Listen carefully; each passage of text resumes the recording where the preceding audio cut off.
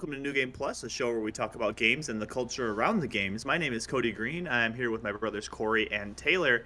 And guys, I don't know about you, but I think that it's been way too long since we started this thing, and we haven't discussed one serious question when we're talking about video games. We have not at all dived into the realm of like what our actual favorite games are. I mean, my That's a good. Go ahead. RuneScape. I mean, that's got. I mean, when you put that many hours into a game, it's kind of a given. Yeah, it gets pretty It's wild. not a ton I can do about that at this point in my life, I don't think. I also want to point out before Taylor gets into his that I'm not being creepy. I had a very bad night in regards to technology. So if I'm smiling, it's because I'm absolutely crazy right now. I'm just insane.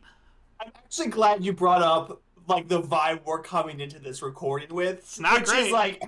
Is like, it is an air of defeat. Like it has been. My night's been fine. I got home from mom and dad's, took a nap, watched some professional league, and then got on to do a recording. So I'm sure Cody didn't have too bad of a night, but then you hear about Corey's night, and everything just seems very great in comparison. Yeah. Well, your life is good. Mine is bad. Spent like an hour putting children to bed, but other than that, it was pretty much the same as Taylor's. Sure. I spent an hour trying to fix my camera or whatever it was. And then I had then my microphone, and then my headset, and then the big blue screen of death. Your computer has run into an issue and is restarting. I'm like, cool.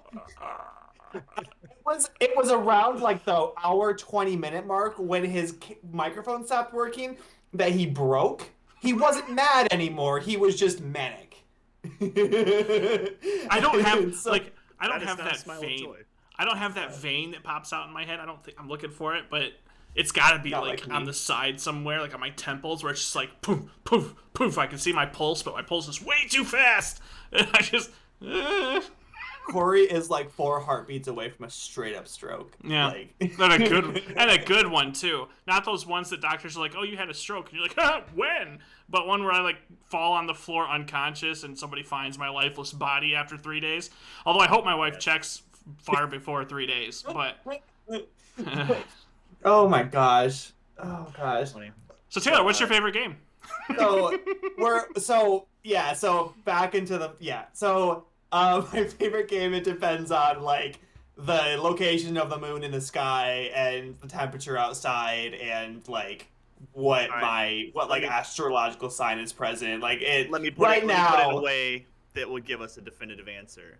Okay, currently at this moment in time, if you had to take one game, that's the only game that you could play for the foreseeable future. What are you taking? Okay, so in my current mood, in my current moment, Lost Ark. Yeah. And yes, in the overall grand scheme of things, it's a toss-up between RimWorld and Stardew Valley. Oh, very good. Yes, which I should mention. I think we mentioned this in one of our other episodes that like Cody was rather instrumental in like my video game. Yeah, both of us kind of took a lot of our love for video games from Cody because he kind of spearheaded the whole nerd operation. Well, yeah, I'm pretty sure I introduced you to both of those games too. That's what I was gonna say. Is that both of those games are games where like because Cody is his video game recommendations for me have been like a sniper rifle shot. He doesn't fire that often, but when he does, they kill me. They blow my head off. He hit a dime from 500 yards. Oh, man. Yeah, he's not. Yeah. It's so like Stardew Valley, RimWorld, both of them. He got me into both of those, and they have consumed my life. That both of them. It's insane. You definitely more than repaid the favor by getting me into playing League. So yeah, but I feel like what you did to me was a favor. What I did to you was a curse. Was like it was like I burdened you. I lifted the burden off of myself and put it on you. Like you share this with me. I am not one of the memers that will sit there and say, "Oh, League's a crap game." I greatly enjoy playing League of Legends. I'm not. I don't sit here and be like, God, I hate this game so much. No, I really enjoy it. But like honestly, if I had to pick a favorite game, like that, just like right now for the foreseeable future, the one that I'm going to play is going to be Lost Ark. Overall, like the past like maybe decade or so of my life, I'd have to pick League because that's a game I've put a lot of time to, played an absolute ton. But if we're talking about a different scope, going back and thinking like, okay, what is looking back at my life, my all-time favorite game? Then we're going back to the SNES, and I had to pick Earthbound. Okay, if I could jump in here for a second. You asked me a different question than you asked Taylor, because you asked me, what's my favorite game? Not what game would I play if there was only one I could play for the rest of my life. Well, Marble Madness. Get out of here. I had to make that You joke. mean Now, Marble Catchy. Madness? Marble Madness. Catchy music, What is?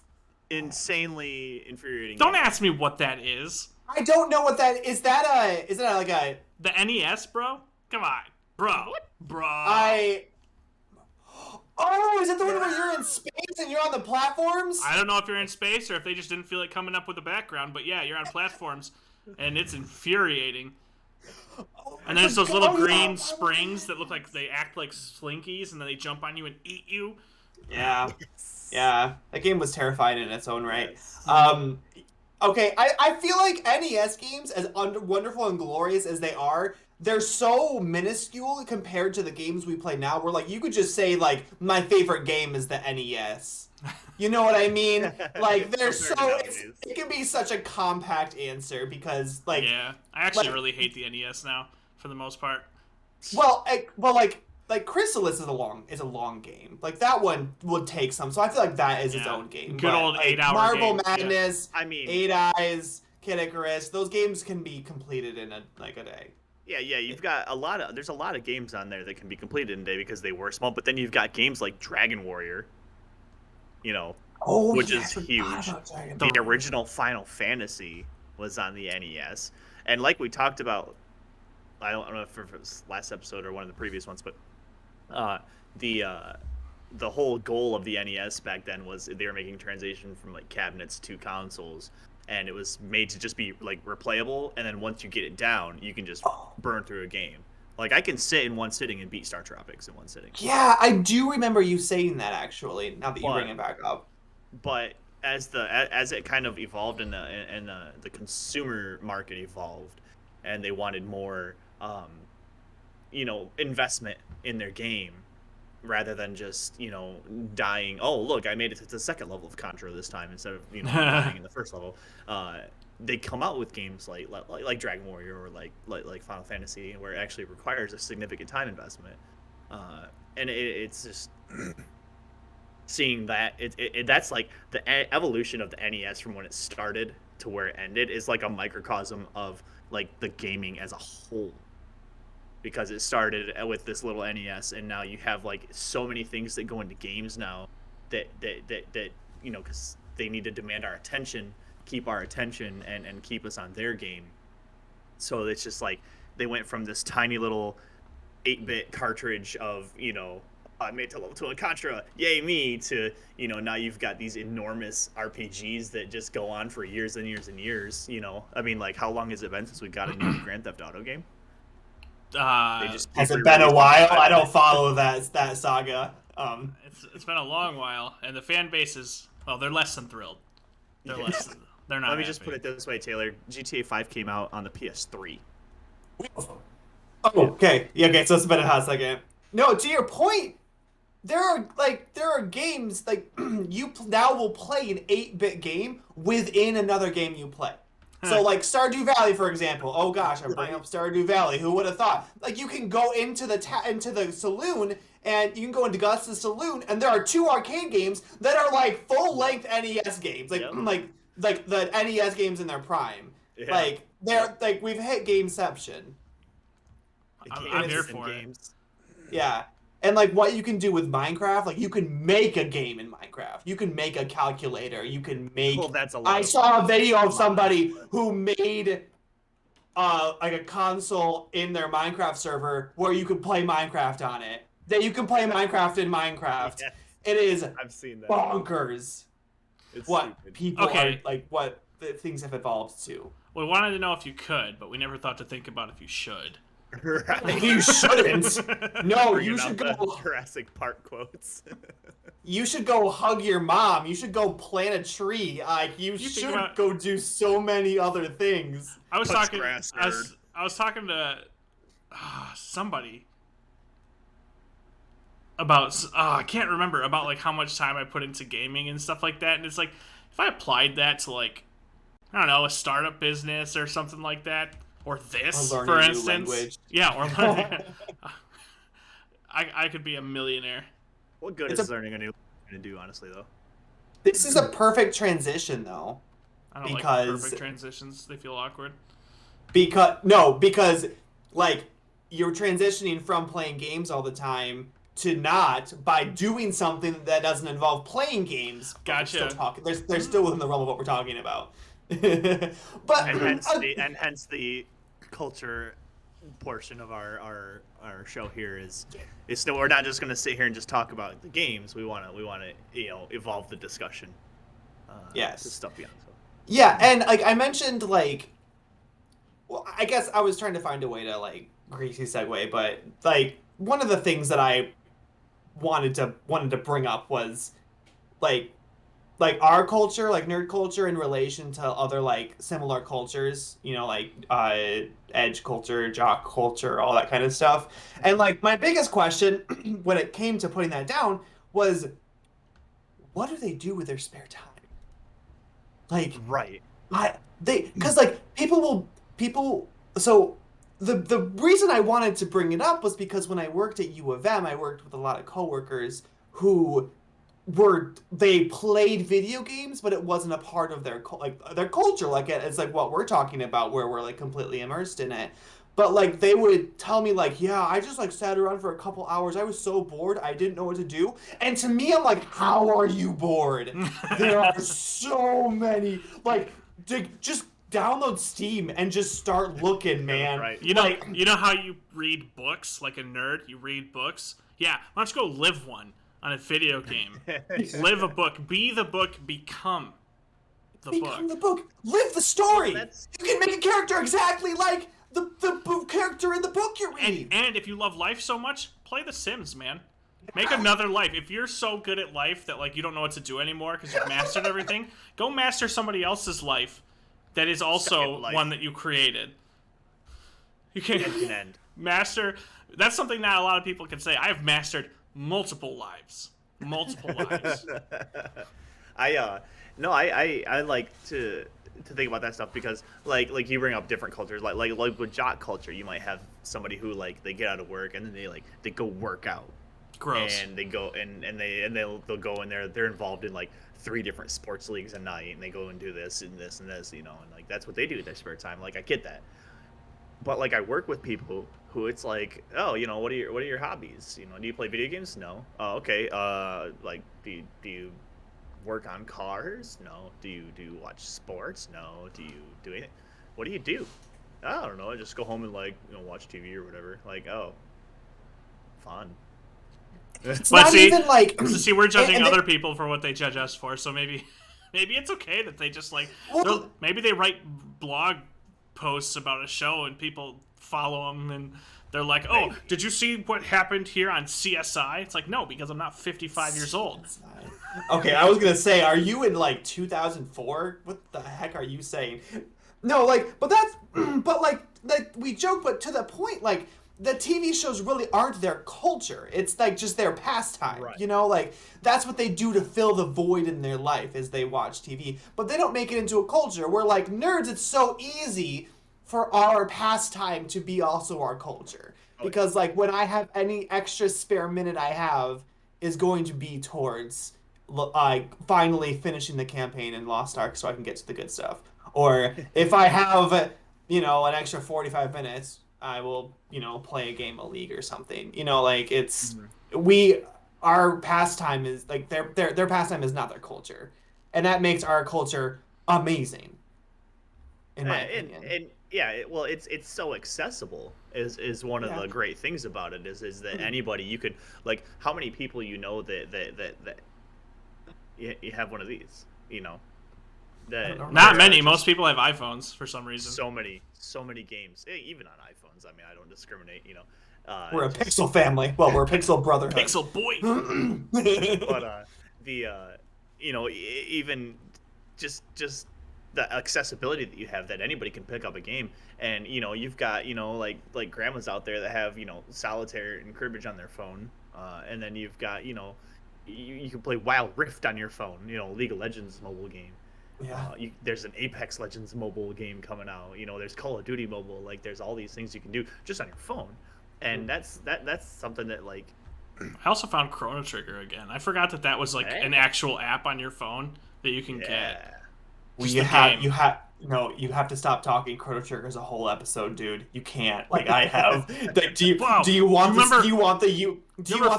playlist I have of all of their music? Do you want my D&D one shot I did completely based on a Chrono Trigger city? Like, because this is an episode. No, I don't want any of that. I want Cody to finish talking, even though I'm the one that interrupted him. No, it's just it's just like to what Taylor's saying is like the culture has very like slowly and quietly crept into nearly everybody's life, because you have all of these methods of accessibility to it. And I think that we mentioned last week that people that we know that grew up not playing games, like their kids do not, which is like, to me, is like you guys didn't play, but now it's still in your life whether you want to or not. You know what Fortnite is whether you want to or not. You know what Minecraft is. And most of us don't want to know. Most of us don't want to know what Fortnite is. That is a really good point, though. Like, we don't, but we have to accept the fact that Fortnite is a part of our culture. And what do you know? We all turned out fine, even though we played shooters. 007, The World Is Not Enough did not ruin my life, didn't make me violent. Now, life made me violent, but 007 did not. Violence is inevitable. The aggression that we supposedly get from video games, no, man, that's just from the oppression of life. That's from your webcam not working, and then your microphone not working. That's what rage comes from, and aggression. And then your headphones, and then your display. Not from GoldenEye. Not from GoldenEye. GoldenEye is fine. You come out of that and you're like, all right. Just know, though, that your rage is has the potential to spawn joy in others. Yeah, I witnessed that when I couldn't hear you after my headset quit working. You guys were over there laughing. I had to mime to you how angry I was. He was trying to lip sync his frustrations, and Cody and I aren't like, we're not lip syncers. I wasn't lip syncing anything. I was charading. I was very animated. Yeah, he was a certain amount of gyrating was in there too. It was a whole thing. That did happen. You're right. Oh gosh. No, I'm still smiling. I haven't stopped smiling in the 20 minutes that we've been recording. I'm not kidding. I just like that Corey's involuntary response to rage is smiling. That's because it's familiar and I love it at this point. It's like a forced resignation. It's where I'm most comfortable. It's the acceptance portion of the stages of grief. I skip all the other ones and go straight to acceptance, like rage. No. You get stuck on like bargaining, but your bargaining is just like pushing it. You put it in a jar, and you twist the lid real tight. You don't let them know what you're feeling. Shove it down. No, and then that jar gets too full. You put that jar in another jar, and you screw that lid on. Like my stages of grief are just 5 cells in an Excel document, and I Control C anger and just Control V over all of them. Not only did you just tell us how angry you are, but you did it with Microsoft Excel. It's because Excel is an amazing, amazing program. You'll never understand. Only us cool people. No, I use it to budget. I get a little bit, but I'm not. It's not my job. Finance nerd. Oh, it's just responsibility, man. Oh Lord. Anyway, someone get us on track, please. Yeah. Is this a podcast about games? I don't remember. No, this is a podcast about whatever we want it to be. Games and gaming. Welcome to our finance cast. Welcome to our Microsoft Excel podcast. Take it away, Corey, you stupid dumb nerd. Our Excel cast. Let me tell you about VBA. You did mention something during the week, though, Taylor, that something that you're particularly in the gaming realm, not just the gaming realm, but this whole thing we're discussing here, that you're pretty into the horror side of things. I love the horror side Dude, of things. We're Yes. already 23 minutes into this. I don't know if we have time for the horror side of things between Taylor and I. Well, no, there's gonna be a whole episode. I have like the next few episodes planned out for us, apparently. But so Cool, less work for me. To quickly touch on what Cody's referring to, I think between first off, horror. I just love horror. The movies, the games, the stories, the scenes. Like it's my game. I love it. But one of the things that my friends and I would do in college is one of us would pick up one of those horror games, so like Slender Man, Five Nights at Freddy's, PT, the playable teaser for Silent Hill, and then we would there would be 10 of us in a room, and we would shut the lights off, and one person would play this game, and we would all experience this game with this person, and it was I don't know, it's a weird part of nerd culture, but it's a scary game that we all played together, and it was one of my most vivid memories from college. And also those games still haunt me to this day, which is what I was striving for. So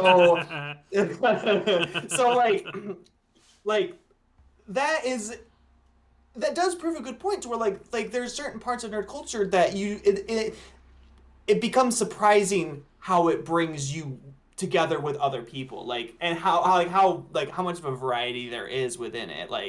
Those horror games were gnarly. If you're stuck in a hallway in a normal house and you turn the corner and you go through the door, you're back in the same hallway. You're like, oh, this is interesting. Blair Witch style. And then you have to solve all these puzzles. And then the 9th time through the hallway, there's a refrigerator hanging from the ceiling, and there's blood pouring out of it, and there's a toddler crying. What are we playing? But yeah, we're all still I think you have to read the message on the wall. Why is that toddler crying? It's like this weird thing, but it's awesome because it shows the expanse of what you can do in nerd culture, It's great. So, and it's really funny because in the horror genre alone, there's such a huge following in the horror genre. You've got people that will discuss the movies and the books and the games and everything in between. And you guys even get into some of the more niche aspects of nerd culture when it comes to horror, specifically in your some of the podcasts that you listen to. Can we name podcasts? Yeah, we on this sure podcast? can. The No Sleep Podcast. It's a great fallback for when you want something to do. Oh, it's so good. If you're a horror fan, I highly recommend. Talk about one of the early stories is called Pen Pal, and it's so good. It rips your heart out, and then stomps on it. Sure. Yeah. While also terrifying you with real life scenarios. It makes you want to jump off a building. Yeah, it's crazy. I distinctly think I distinctly remember the first one that you guys had me listen to was something about this kid was home alone in the winter and his brother was on his way home or something like that. Yeah. Story with a twist in it, and these are just stories that are written by Reddit users. Yes. And then they're submitted to the show, and they read them, and they do an excellent job of reading them off. But amazing job of reading them. But oh my gosh, they have regular authors now too, though. And well, they're bigger now than they were. Sure. But they it's just so interesting that you can take something like that, and because of the technology we have now, the things that you can do now, to do the things that you enjoy and get them out there is so much more accessible now than it was. They wouldn't have been able to do that 20 years ago. Right. You can be a little ghost hunter. What? You can be a little ghost hunter. No, the Phasmophobia. Phasmophobia. I mean, I'm sure people have played this game before, or at least have heard of it. Phasmophobia. Yes, all four of you. They gave you the ability to be a ghost hunter. Then they made it, I would argue, too immersive. You can do it on the VR, but can you really? Yeah. You can, yeah. Yeah, it's a whole thing. I haven't done it personally, but oh my gosh, that would give me a seizure if I did it in VR, because that game. I would accidentally run into and or through a wall if that happened. If I literally turned my head and saw something there, I'm sprinting this way with no regard for Oh. my own safety. Oh, babe, but that's the thing, is that, like, it's so much more than just, like, turning around and seeing something. It's, like, the impending doom of something happening. Because you know you're ghost hunting. You know there's a ghost in the house. Do and the people ghost still play this present. game? Oh yeah, What? it's pretty big. It's still a pretty big game. Yeah, and it's one of the few games where, like, it came out of, like, early access and it just got better. It might still be in early access, but, like, all the patches are just making it better. Like, and you get, like, all the normal tools of, like, a thermometer and an EMF reader and a spirit box and, like, all the stuff, and you have to figure out, like, what kind of ghost you're hunting. And, like, but, like, sometimes you go in and the ghost will, like, whisper in your ear or knock on the wall or, like, leave a little fingerprint. And then sometimes you'll walk in, the ghost will slam the door and stab your neck. Like, they don't get to know what's gonna happen. As ghosts are wont to do. As the ghosts are wont to do. They're spontaneous little creeps, and God, I love that game. Taylor. Am I peeking? Calm down. No. I'm peeking. No, you're not. You're fine. No, you're fine. You're fine. Well, no, I'm peeking, like, in my emotions right now. Oh, I'm yeah, just, yeah, Taylor's got the little meter. It's just like. When we first started playing that game, we were all a mess. It is just a wild game. To be fair, you're still a mess, It's true. but in That's different valid, aspects but, of like, life. imagine this mess breaking down into an even smaller mess. Like, Fair. my God. That is one of the really interesting things is whereas some people will go to a bar to watch a sporting event together, like I've done it before, or people will go and go see movies together or go whatever their hobbies is. There's car meetups, car shows and stuff like that. I think Corey, we know a guy who was really into like the bass cars, the bass and cars. Zach and Oh, sure.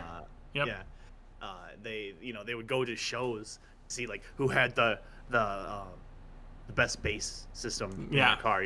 Like there's all kinds of. You can tell how into it we are. The best bass system, the best Right, yeah. music I've gotten playing knowledge of that. speakers. You gave that man the luxury of listening to that hobby. I think you did enough. But we can hop on a computer at any time, or a console, whatever. If Or there's your a game phone. that has matchmaking, or your If phone. people are still playing consoles, they need to step up their life a bit, I think. I will only play Kingdom Hearts on an Xbox. I can't play it on the computer. Anyway. But anyways, we literally have the option of we don't have to try to wait for someone to meet up with to play or do something specifically. We can hop online. You could go onto a forum. There are literally, if you go to like LFG forums looking for group forums for almost any game, you can find somebody to play a game with, and your experience is going to vary, but like that's how easy it is. And that's why I think that like it's so fun being part of being a nerd or whatever, because whether it's like you're looking for like a raid group for like an MMO like Lost Ark or WoW, or if you're like just looking for some people to hang out with and talk about Stardew Valley with, or if you're wanting to get into like some more like competitive games, like maybe like Clash and League, you can literally just go online, look and find that. It's Clash. an organized tournament thing for everybody in League. I'm not good enough to participate. Well, this better. They have it for all ranks. Yes. So us in the wood category could probably get it. Yes, all of us at Cardboard 9, we might be able to pull it off. Them's my peeps, homie. Those are my beeps. Yes, yes. Oh God. And you still haven't watched Arcane. Oh, I should go grab Jinx. You know what? I'll do it in a minute. Maybe I'll just perch her up on my shoulder for the whole thing next time. So she Okay, can watch over me, and we can delight in the fact that I like League least out of all of us. You're gonna make me get up. You're gonna make He me get up. watches over me. The I also have Yasuo, Vayne, Tarek, and Master Yi. They were given to me as a present for marrying two of my best friends. Which is they watch over me, but Thresh was he's like, yep, there we go. Cody does not have a Funko Pop League. I don't. Not That's at all. surprising. No, and actually, Jinx Thresh, great bot lane combo. Yeah, I'm sure we've ran that before. We probably have. I This mean, is, I love Thresh, obviously. This is the closest Funko Pop I have. Oh my God! Hold on. Good lord. This is the show and tell. Welcome to New Game Plus, a show and tell Funko Pop fan cast. Oh, the Nightmare Before Christmas one? Nice. Yes. This is literally the only one I have. Shout out to Don Johnson for getting me that one. Oh, I have the TARDIS, but there's I'm not getting back up. I have the TARDIS Christmas ornament. Shout out Mariah. Thank you for getting that for me. Anyway, Dang it, Mariah. Where are we and where did we come from? Oh God, our parents would be so disappointed in us. Would they? Not particularly, I don't think. This is kind of the thing, though. It's like we could be doing so heroin. There's so many different venues that you can take, avenues you can take of discussion in this culture. You know, we can talk about because I would consider people who collect Funko Pops nerds. 100%. That's their thing. I would consider people that routinely watch TV after a hard day of work nerds as well. I would as well. Depending on what they're watching, I guess. But yeah. Well, no, I can see that being like if they use it as a de-stressor, they're more of a nerd than somebody who uses it to kill time. But also, get up and exercise. But like I think so. I interact with good. a lot of these types of people who will go home and they would, watch Game of Thrones every week when there's a new Game of Thrones episode every week. And, if you're into Game of Thrones, like, that's pretty nerdy stuff. That's high fantasy stuff. It's fantasy stuff. And it's not like... It's pretty nerdy stuff. But then they come in to work the next day and they're talking about it, and that's literally the only thing that I can talk about them with because it's the only nerdy thing that they've done. You don't even watch it. You just have read about it. Hey, understand something. And I know we're 3 episodes in. Listener... You can talk with Cody about anything. And it's not because he's partaken in the ritual of sitting down and watching the show, but it's because he's read enough comments to literally piece everything together, probably line by line. Yeah. And it's stupid. And it's obnoxious. Yeah, no. But I remember it's what happened. Cody's not... Perfect example. To actually watch the show, but... He doesn't have to. He's probably read the book. Probably back in 6th grade. Even a perfect example... I remember when I first, it's, coming full circle, I remember when I first started playing Phasmo, and, like, I always get excited, because I'm like, maybe this will be the game that I spring on Cody, and I'm like, Cody, guess what I found? And then I'm like, hey, Cody, my friends and I have been playing this game called Phasmophobia, and he's like, oh, is that the one where you ghost hunt? You're like EMF reader, and if, like, based on 3 pieces of evidence, you detect what kind of ghost it is, but you don't actually hunt the ghost. I'm like, screw you. This was my moment. Let me enjoy a thing. God, and like that's the thing is that Cody credits me on introducing him to League. He already knew about League. I was just the one that was like, well, you should try to play it. Like he already was like, oh, I probably would be a good bot laner because I'm more aggressive in terms of like my playstyle. It's like, what? That's the thing. It's like he's never played the game when you first say it, but he knows more about it than you do, even if you've got 100 hours into it. It's stupid. It's dumb. Don't expect to outscholar him. It's upsetting as well. I immerse in the culture as a whole, and it's my thing that I do. Like I don't always have time to come out and sit down and play a game of League or download and play an entirely new game like Phasmo. That would take time to do, but I'm very interested in it, so I'll watch people play it. And I'll read about it, and I'll enjoy discussions. Like, one of my favorite things to do for a long time, there's a game called EVE Online, and it's this massive space game. And it's just like this, you have a ship, and you can do whatever you want. You can be, like, a miner and a merchant, or you can get, like, a combat vessel and engage in war and stuff like that. And it's just this massive, massive game that I absolutely do not have the time for. It is so huge, and it is so... It's the reason I haven't bought Lost Ark. But one of the most it's free. One of the most fun things that I've done on Reddit is to go to like the EVE. There's like I can't remember the name of the subreddit, but there's a subreddit for EVE Online where they just literally tell stories about all the things that people have done in this game. And there's all these massive like just interstellar conflict and wars, and there's like politics, and people are backstabbing and betraying, and it's like it's fantastic. Like there's so much that someone actually compiled them and published a book of stories in EVE Online, and it's phenomenal. And it's one of my favorite things to do is games like that, or like old like stories of like WoW guilds when like these big raids first came out, and listening to stories where it was like 28 hours that it took them to clear this raid, and like they were like taking shifts and like going in and out of these raids and stuff like. I think it's cool. I love That it. sounds more like a job than it does a game. A job you love. I guess. I mean, Well, I've been there because when Destiny first came out, like the first couple raids, me and a couple buddies went in blind and tried to figure it out, and it was like, I want to say like 7 hours for the first raid for us to figure it out. It was fun. I liked it, but I just don't have time for that now. Well, like Cody, let me posit this to you. So you would tell us all the time about how before you married Ashley, you got really into this game called Travian. And yeah, I know. I'm bringing this up again. Yeah. And tell me that like while you were playing Travian, you wouldn't have taken a bullet for one of your like guild members or whatever it is. Oh, absolutely. Yeah. Absolutely, yeah. No, it's kind of funny the camaraderie that you get with these people that you've never met in your life, you know.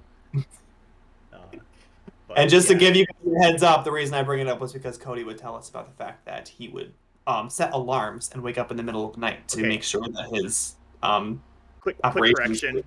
While Travian was where I started that whole strategy browser game thing, it was actually Tribal Wars was the one that I was super into. That's the one that you got me, David, and Tyler into. Yeah.